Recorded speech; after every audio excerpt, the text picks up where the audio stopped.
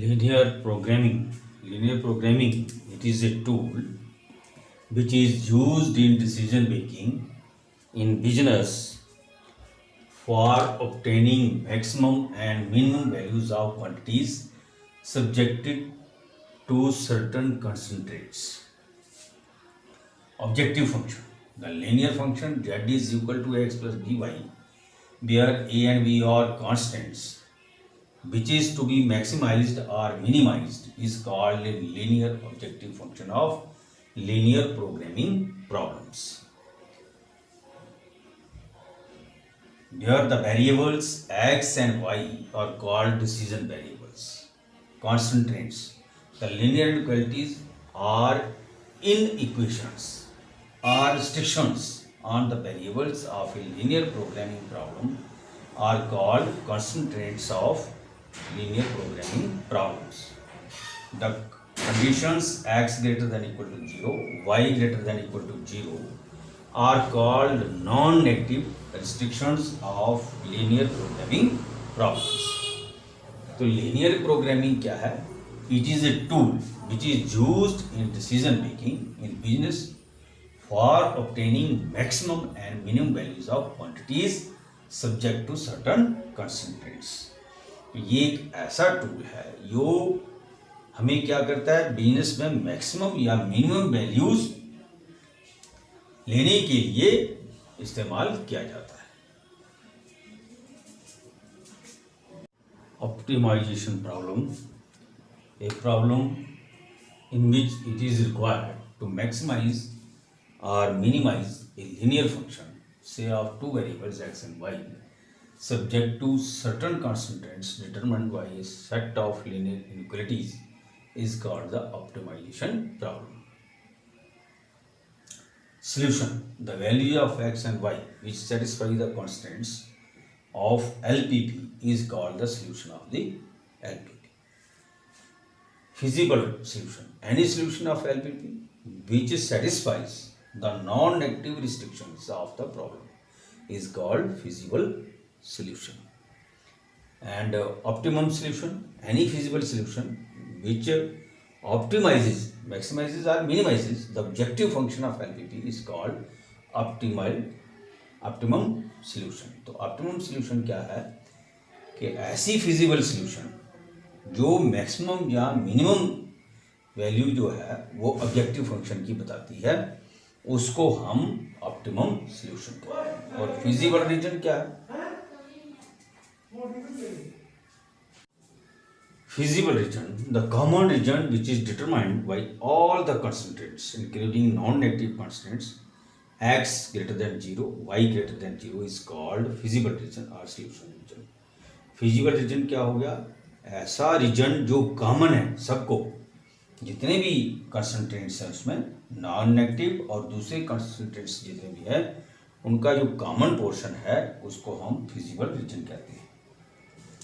और infeasible region, ऐसा region other than the feasible region, यानी कि यो कॉमन नहीं है, यो आउटसाइड फिजिबल रीजन है, that region is called infeasible region. Optimal solution or feasible solution. Any point in the feasible region which gives the optimal value, maximum or minimum of the objective function is called optimal solution. Feasible region में कोई भी point जो maximum या minimum value दे objective function की, उसको हम optimal solution या feasible solution बोलते हैं. अब हमें क्या करना है? How to solve linear programming problems by corner point method. Corner point method से हम लीनियर प्रोग्रामिंग प्रॉब्लम्स को कैसे सॉल्व कर सकते हैं. तो सबसे पहले क्या करना है हमें कि जो उन्होंने हमें इनइक्वालिटीज़ दी हैं, जो कंस्ट्रेंट्स दिए हैं, वहाँ पर एक ऑब्जेक्टिव फंक्शन की वैल्यू दी होगी जिसमें हमें मैक्सिमम या मिनिमम बताना है, और दूसरा हमें सब्जेक्ट टू द कंस्ट्रेंट्स लिखा होगा इनइक्वालिटीज़ में. तो उन इक्वलिटीज को क्या करना है, हमने इक्वल टू करना है, क्योंकि उनमें लेस देन और ग्रेटर देन होगा, और लेस देन इक्वल टू और ग्रेटर देन इक्वल टू होगा। तो उनको हमने इक्वेशन की फॉर्म में लिखना है। उसके बाद उन इक्वेशंस को सॉल्व करना है, जैसे हम अपनी प्रीवियस क्लासेस में उनको सॉल्व करते थे ग्राफ बनाने के लिए। और फिर जो वैल्यूज़ आएंगी हमारे पास, उनको हमने क्या करना है, उनको ग्राफ पेपर पर, ग्राफ शीट पर उनको प्लॉट करना है। और उसके बाद आपके पास वो जो पॉइंट आएंगे, उनको प्लॉट करने के बाद वो जो इक्वेशंस होंगी वो आपस में काटेंगी और एक बाउंडेड फिगर बनेगी। और उसमें जो वर्टेक्सेस होंगे, वर्टिसेस होंगे, उसकी फिगर के जो वर्टेक्स होंगे, जो उनको हम कॉर्नर पॉइंट्स बोलते हैं। और वो कॉर्नर पॉइंट्स हमने नोट करने हैं जिन पर वो लाइनें इंटरसेक्ट करेंगी। और उसके बाद फिर हमने क्या करना है, वो वैल्यूज कहाँ डालनी है, ऑब्जेक्टिव फंक्शन में डालनी है, एक्स और वाई की वैल्यूज। तो किसी वैल्यू पर वो मैक्सिमम वैल्यू आएगी उसकी, और किसी पर मिनिमम वैल्यू आएगी। तो जिस पॉइंट पर वो मैक्सिमम वैल्यू आएगी वो उसकी मैक्सिमम वैल्यू होगी एट दैट पॉइंट। और अगर उसने हमें स्मॉलेस्ट वैल्यू पूछी है, मिनिमम वैल्यू पूछी है, तो जो वैल्यूज में आएगी मिनिमम, जिस पॉइंट पर, वो उसकी मिनिमम वैल्यू होगी। अब ये था कि जब ग्राफ हमारे पास, जब वो फिगर हमारे पास क्लोज्ड फिगर बनेगी, बाउंडेड कर्व बनेगा। अगर वो अनबाउंडेड बनती है तो उस वक्त क्या होगा, तो जब वो अनबाउंडेड बनेगी तो उस वक्त क्या होगा कि ये जो कैपिटल एम है, इसको हम मान लेते हैं, is the maximum value of Z if the open half plane determined by A X plus B Y is greater than M.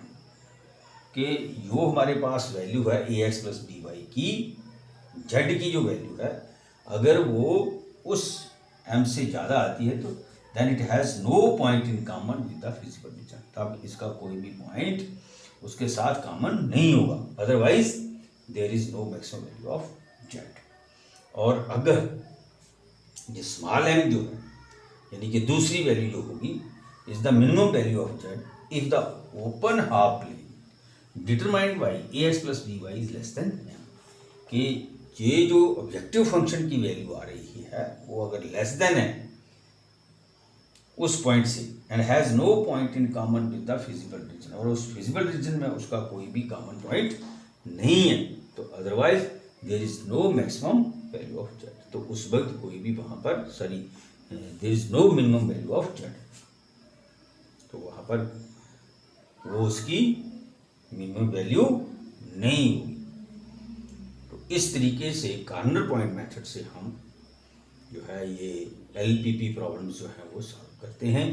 तो पहले क्या है कि हमें इनइक्वालिटीज़ को इक्वेशंस के बराबर पुट करना है, उसके बाद उनको सॉल्व करना है, फिर ग्राफ कॉपी पर उनको प्लॉट करना है, प्लॉट करने के बाद उनको ज्वाइन करना है, और ज्वाइन करने के बाद जिस जिस पॉइंट पर वो कट किए होंगे वो उसके कॉर्नर पॉइंट हो गए, और वो वैल्यूज़ हमने कहाँ डालनी है, ऑब्जेक्टिव फंक्शन में डालनी है।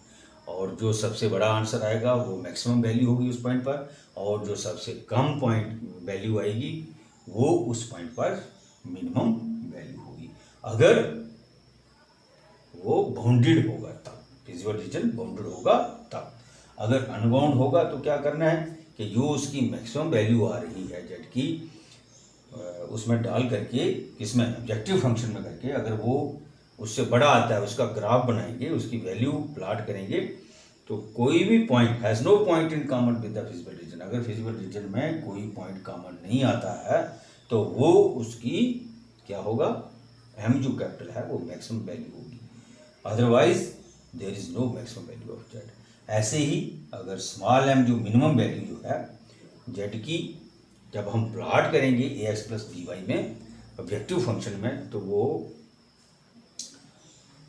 उसमें कोई पॉइंट कॉमन नहीं होगा फिजिबल रीजन के साथ, तो वो क्या होगा, there is no minimum value of Z.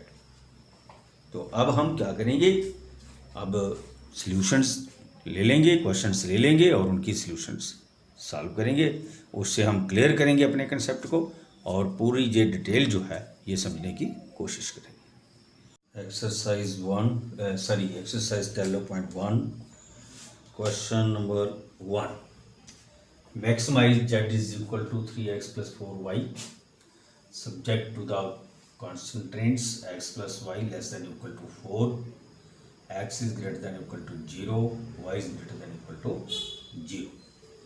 तो सबसे पहले हम ये कॉर्नर पॉइंट मेथड जो है ये हम लगाने जा रहे हैं मैक्सिमम वैल्यू निकालने के लिए। ये हमारा ऑब्जेक्टिव फंक्शन है और ये हमारी सब्जेक्ट टू द कॉन्स्टेंट्स है।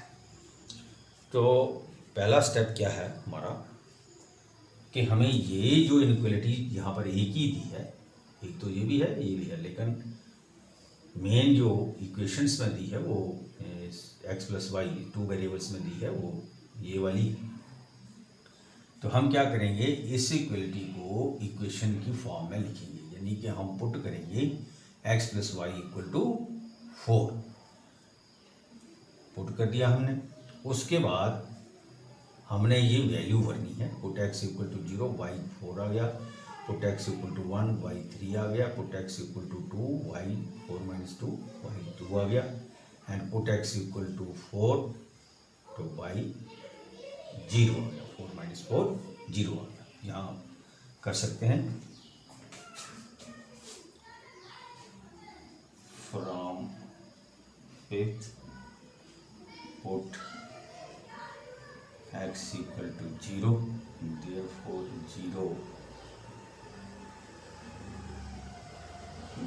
plus 4, 0 plus y equal to 4, therefore y is equal to 4।